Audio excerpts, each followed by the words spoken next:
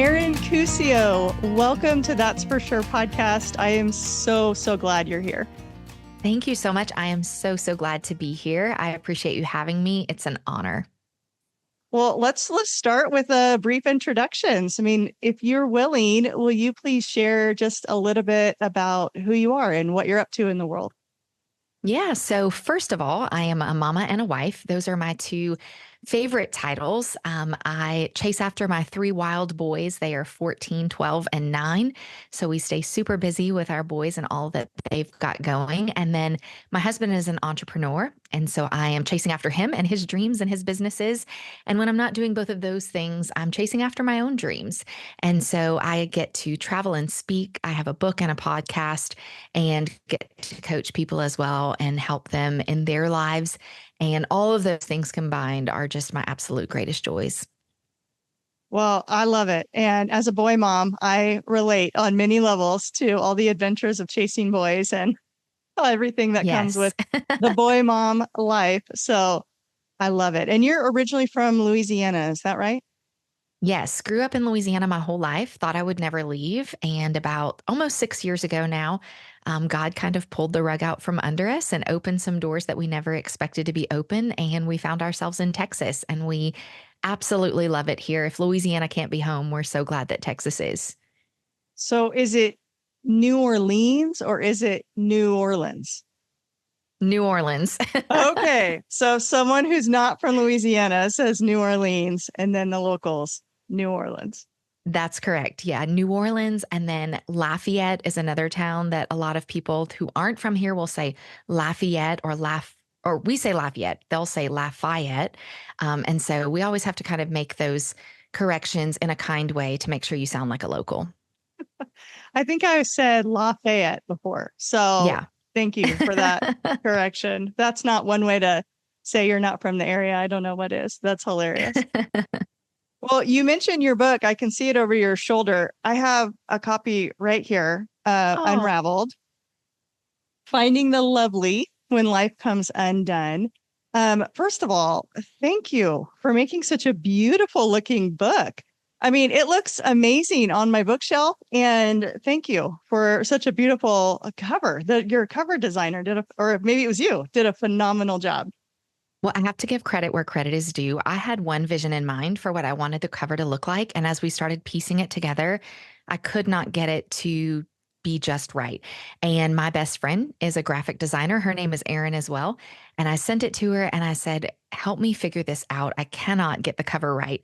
And she said, this is not what you want at all. Can I give it a shot? And so she designed something that, just like when I tried on my wedding dress, when I saw the cover for the first time, I cried. I said, this is what I was looking for. And so I'm so grateful for her to just know me so well and create exactly what I didn't even know that I wanted. Yeah, she did a phenomenal job. It's absolutely beautiful. And so are the words on the pages inside. I mean, it is a well written book. It's a great story, really your story of finding, purpose through pain. And I wonder if you could take us to the point where this is your life that you're living. I mean, this book is about you. It's about your life. It's about your story. At what point did you go from, this is my life, this is the story that my life is unfolding, in such a way as this, to now this is the story that I'm going to tell and share with others. Walk me through what that looked like for you, from living your story to then wanting to tell your story. Sure. So I've always been a writer. I can remember being even as young as middle school, just having this desire to want to write. And I had been blogging for years prior to actually beginning the book. And so telling stories, I think, was something that always really resonated with me. I always had a desire to write a book one day. And ultimately, the book is kind of based on the starting point of the book is when we lost our fourth son, Jacob, in early labor. And that kind of shattered my whole world. And about 2 weeks after that, I felt the Lord whisper to me, this is where your book is going to come from. And at that point, still fresh in grief, still, completely shattered, I looked at my husband and I said, I felt like God told me this is where my book is going to come from. but I have no idea how any of this works together for good. And the next several years after that were sort of that unraveling and that unfolding of God's goodness in my life. And one day I woke up and realized, wait a second, I can look back on all of these events that felt so painful and so devastating and see how somehow God was weaving it all together for good. And I think only God is able to take something like that, that we in our own human mind can only see as painful and devastating and turn it into something lovely. Yeah, I love that because you're right. I think it is only God. I'm wondering for the listener who's in a situation right now where they feel like they are coming undone. The unraveling has begun, has started. What, from your experience with your story, what sort of wisdom or encouragement could you offer someone who's just feeling at that place right now? I'm coming undone. I'm unraveling. Now what?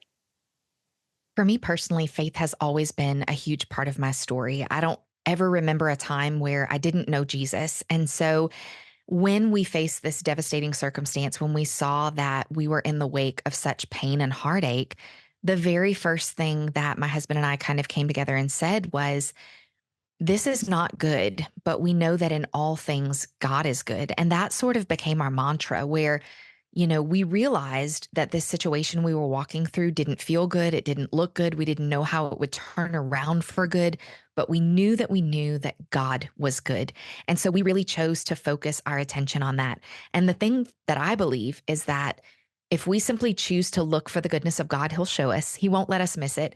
And so even when we're surrounded by circumstances that feel like they're falling apart, they feel like there's no redemption in them whatsoever. God is able to work and move for our good. And I believe that if we desire to see that and we choose our perspective to focus on that, then He will show us. He will see that. He will show Himself faithful in that regard. Yeah. Every time, which is, Every single time. yeah, Yes. so good. And you talk about this perspective shift in your book. It was a reframing, really, of looking at the loss that you had experienced and reframing it in a way that really unlocked some purpose in you.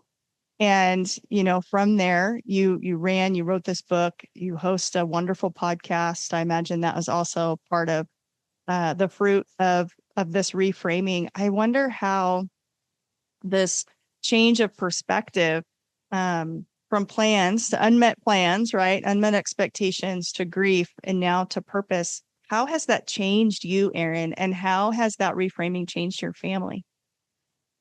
So I mentioned earlier that I speak, and just a few days before we lost Jacob, our son, I spoke a message that was based on Isaiah 55. And one of the main scriptures there says that God's ways are not our ways, His thoughts are not our thoughts. Essentially, He knows better than we do. And He sees things that are bigger than we see them.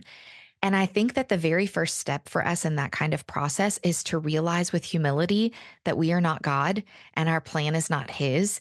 And so for me, ultimately, I had to realize our human minds believe that every baby should be born and live a full life and die at 90 years old. And, that's kind of the typical situation.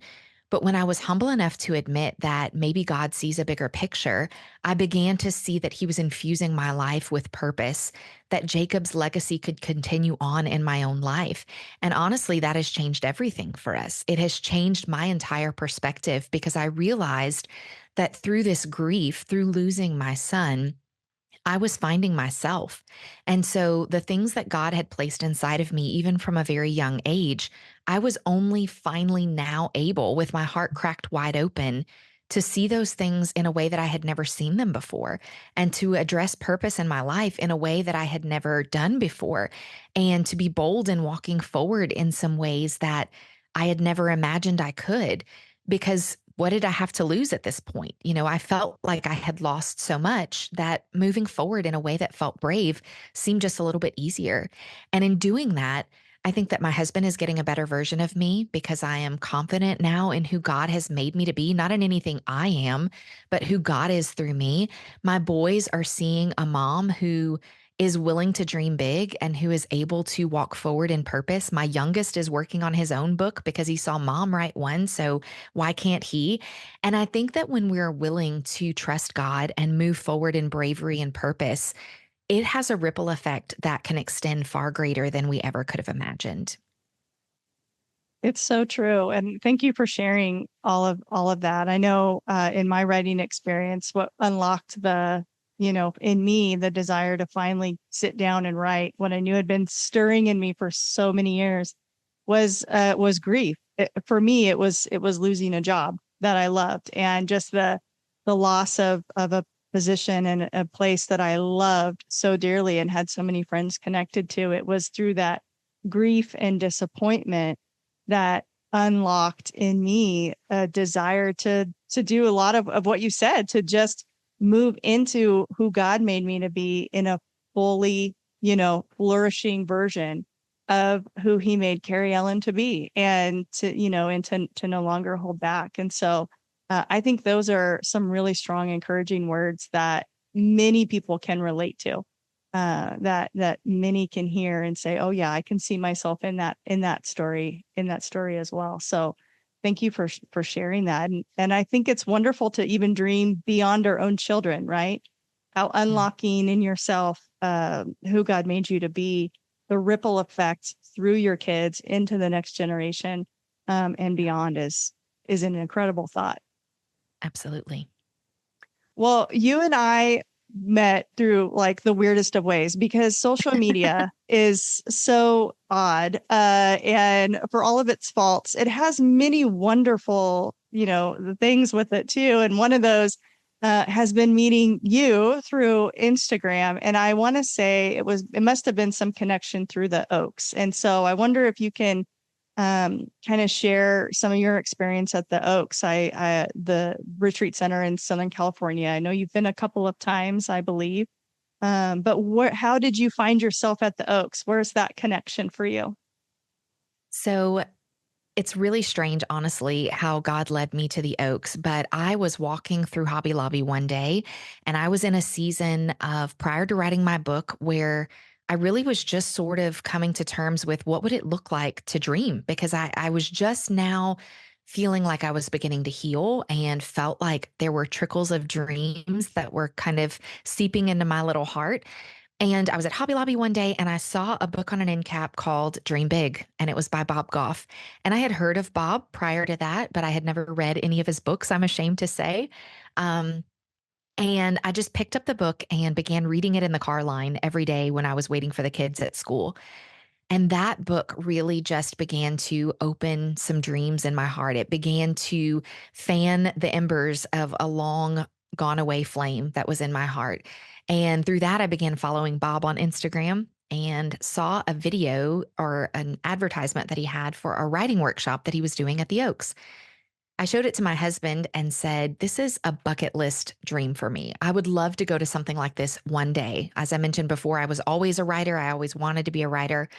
But that felt very bizarre for me to invest in myself in that way. And so that was a bucket list thing. When I'm 65 and the kids are gone and we can play, that's when I'll do something like that. Sure. And my husband just looked at me and said, "I want you to sign up. You need to go. You need to go. Sign up right now." And probably for a few days, I kept saying, "Are you sure though? Are you sure? Do you really think I should?" And he just was so persistent in encouraging me and pushing me to go. And I did. And instantly, the Oaks became a haven for me. I drove onto the campus for the very first time and my heart felt at home. And it's through that I've met some wonderful friends, lifelong friends.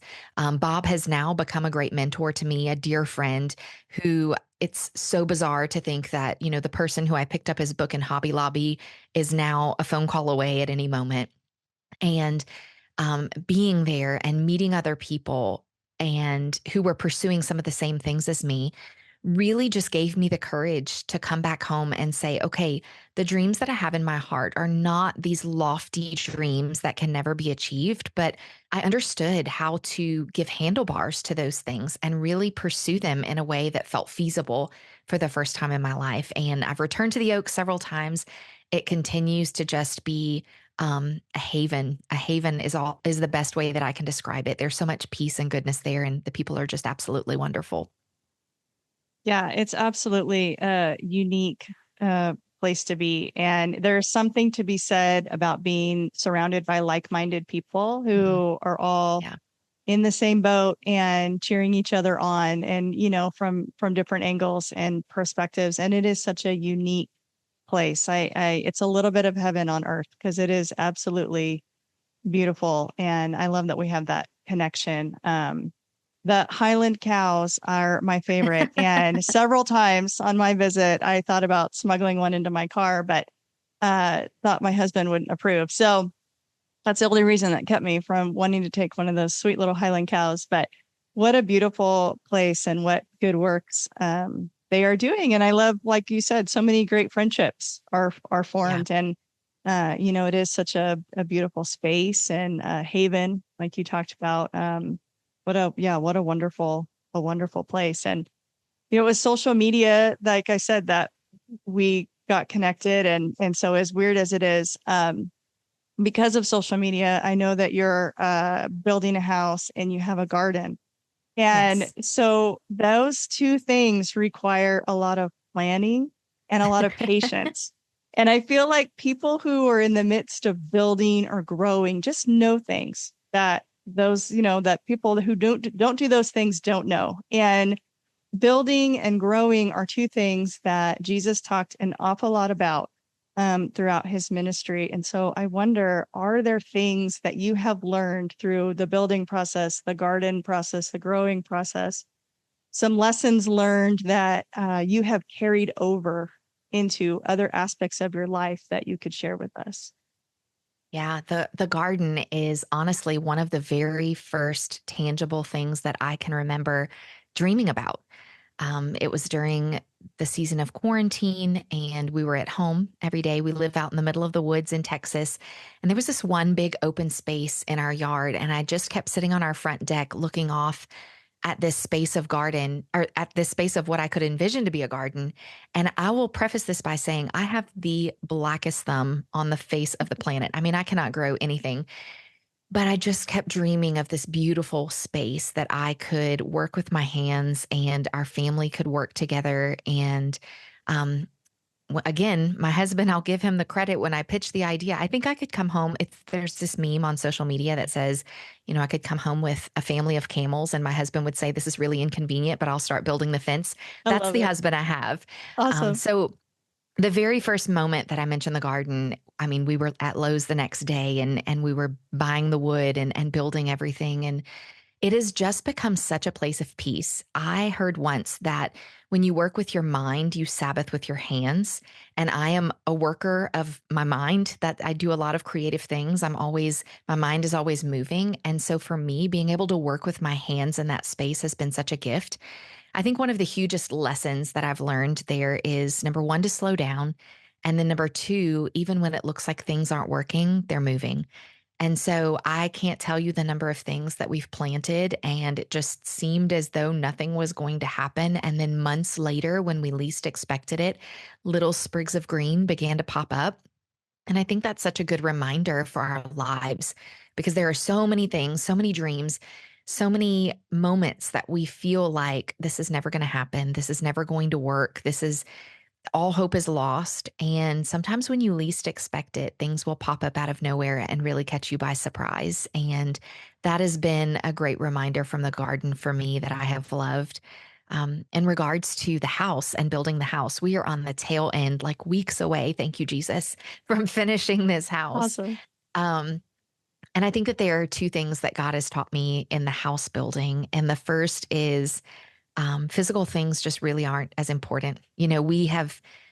This is probably the largest investment that we'll ever make as adults, is building this house. And when things go wrong, or they maybe don't go exactly as you hoped, or maybe you had something in your mind and it doesn't translate in reality, it can be really easy to get so hung up. At least for me, I'm such a detailed perfectionist, to get so hung up on that. And I remember having a conversation with my husband not that long ago and saying, you know, I think that there was a particular thing that had gone wrong and there was no fixing it. It just was going to be the way it was.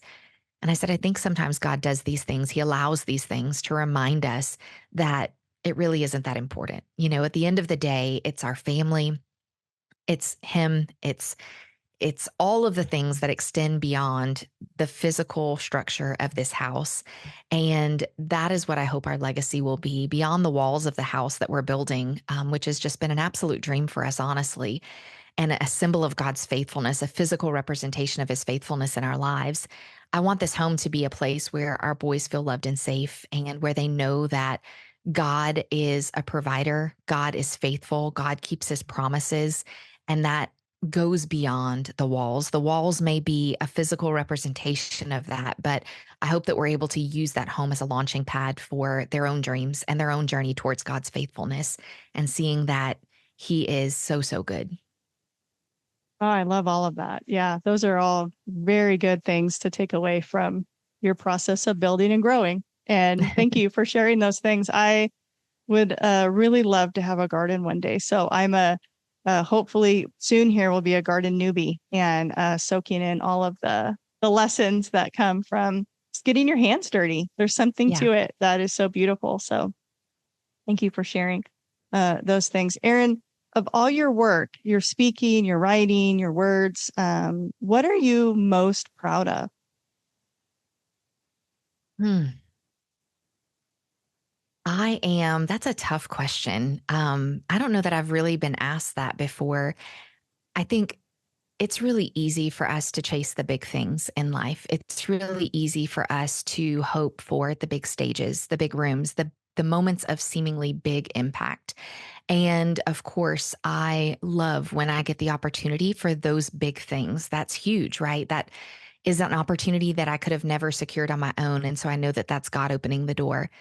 But more than that, I had someone reach out over the weekend about my book and send me a Facebook message and just tell me how my story and my words had been a moment of healing for them. And those to me are even more important sometimes than the big stages, the big places, to know that there are people who maybe no one will know their name. Maybe they won't ever have the opportunity to sit in a room of a large size. And yet, God is finding them. God is finding them, and I have a small part in that. And that to me is probably the greatest work that I will ever do. And then, second to that, I would say when my boys notice, when my boys see, and I know one of them once looked at me and said, I was getting ready to go and speak somewhere, and it was a bigger opportunity. And we were talking about it, and he said, Mom, do you think you're famous? And I said, Oh, no, buddy, I'm not famous and I don't want to be famous. And he said, But do you think you're making Jesus famous? And I said, Oh, but I hope so. I hope so. And that is what I strive for every time that I'm given an opportunity to stand on any kind of platform, whether it's a small box or a big stage. I just want to make Jesus famous. Yeah, really well said. You do really understand the word and the meaning or the meaning behind the word lovely. And Yeah. you've captured it so well in your book. Your podcast is Room for Lovely. And I wonder if you could just unpack that word a little bit of, what does the word lovely really mean to you? Well, the idea of Room for Lovely started as a joke, honestly, because I live in a house full of wild, stinky boys, and I'm the only girl, and I'm the girliest girl in the face of the planet. And yet, God gave me all of these men to be surrounded with.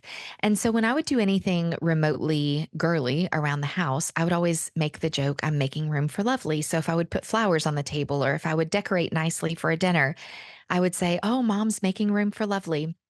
And that became a sort of mantra for our family where I began to realize that there is loveliness in every season if we simply choose to look for it. There are glimmers of beauty and glimmers of, I think when I hear the word lovely, it's not just beauty so much as it exudes kind of this peace and this grace and it's enveloping of more than just simple beauty. And my hope is that I would shine loveliness everywhere I go But more than that, that I would look for loveliness everywhere I go. It's so easy to get caught up in negativity. It's so easy to get caught up in, the hard things in lots of seasons. We can have a cloud full of blue skies and we're going to see the one gray one, right? And I want to be the one that looks for the blue skies instead. And so that for me is what Room for Loveliness has become in my own life.